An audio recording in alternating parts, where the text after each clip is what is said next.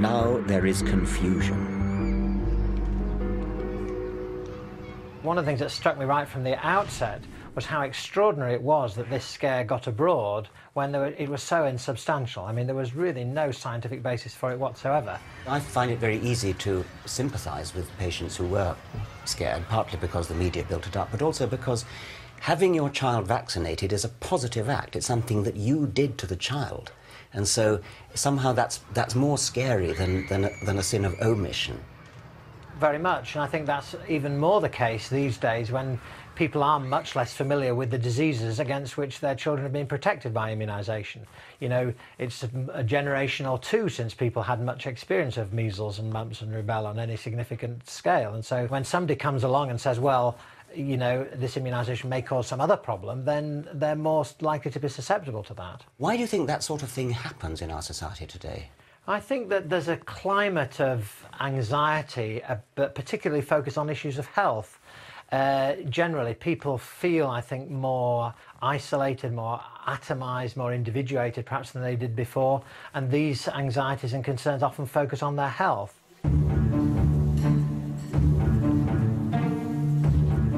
This is a paradox of early 21st century life. We now have the luxury of irrational anxiety about our health and can dabble in faddish, unscientific remedies, precisely because scientific medicine allows us to live longer and more healthily.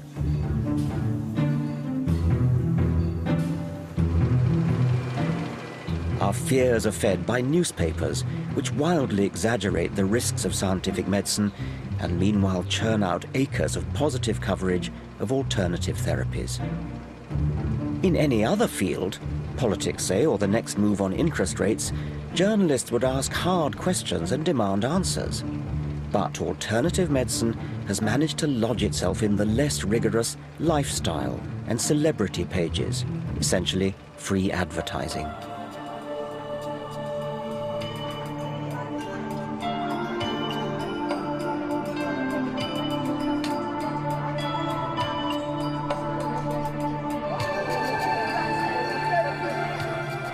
It's little wonder that alternative health fairs like this are flourishing across the country.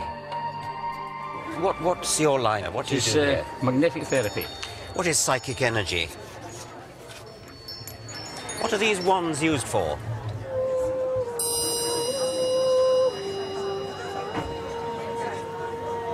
People may come here with real health problems, but what do they get?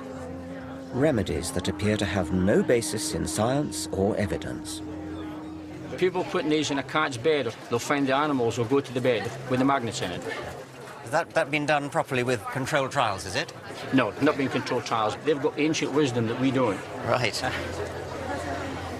I've always liked the saying that we should be open-minded, but not so open-minded that our brain falls out. So do we all have an angel hovering on our shoulder or something? Is that We what... have several. Right. Yes. Yes. Yes. Okay, how many have I got? Can you tell or... Have you asked any angels to come close to you? No. No, well, you haven't got any then. Oh, okay. The idea is that we all have some form of angelic guidance, some form of guidance that help us travel our life path. You might need strength, you might need forgiveness, you might need hope all the way through your lifetime. And the angels, as we perceive them, are those energy bands. They're parts of ourselves, they're fragments of ourselves that we can call upon and amplify to help us walk our path. These energies are a little bit like tea. You can have herb teas, you can have decaf teas, you can have all sorts of different flavours and strengths and varieties of teas. But they're all... Remember, this is a multi-billion-pound industry. Yet 80% of alternative remedies have never subjected themselves to controlled scientific trials. They depend entirely on subjective word of mouth. Oh, that feels nice. Hunches and private feeling, which may be prone to bias or possibly even delusion. The scientific method, by contrast, tests with objective experiment and statistical analysis what is effective and what is not. Individual scientists may or may not be honest, but science, with its safeguards of peer review and repeating experiment, has scrupulous honesty built into it by design. Science replaces private prejudice with publicly verifiable evidence. Untested and unverified, yet desperately seeking credibility, alternative remedies follow in the rich tradition of organized religion and set up intricate belief systems. They substitute real science with pseudoscience.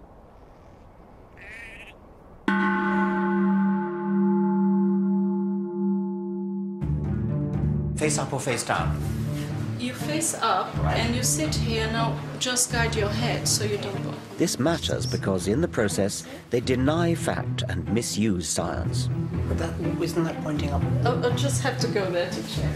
In flaunting words like energy, vibration, vortex, they exploit and also distort some of science's great discoveries.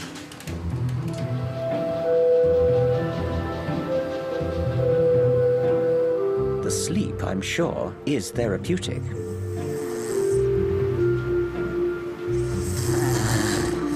But how could these illuminated crystals be energizing my chakras as advertised? Manjia Samantha Lawton is a conventionally trained former GP who now speculates on the science behind alternative fads. She asserts that chakras in our bodies are something like black holes.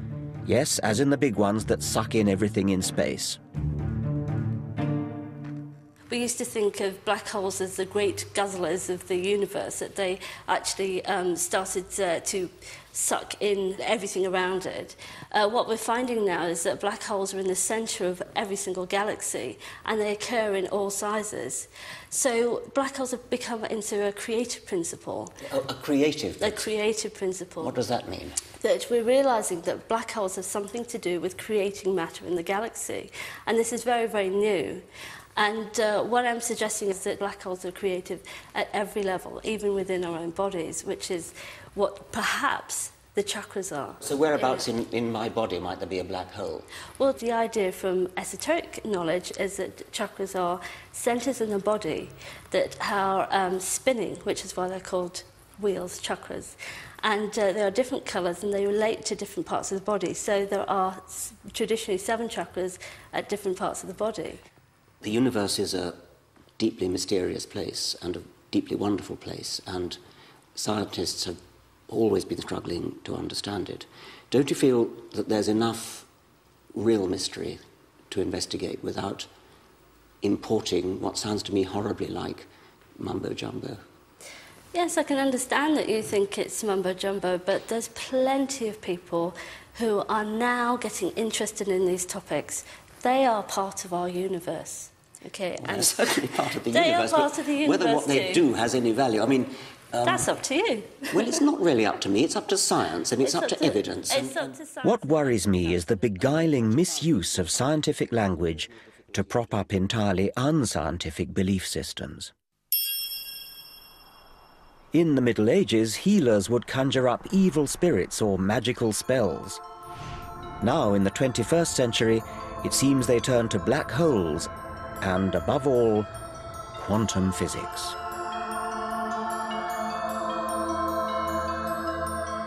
Quantum theory accounts for the anomalous behavior of light and atoms. It's astonishingly accurate, but notoriously difficult to grasp. But Deepak Chopra, who once qualified as a doctor, has seized upon quantum jargon and applied it to healing.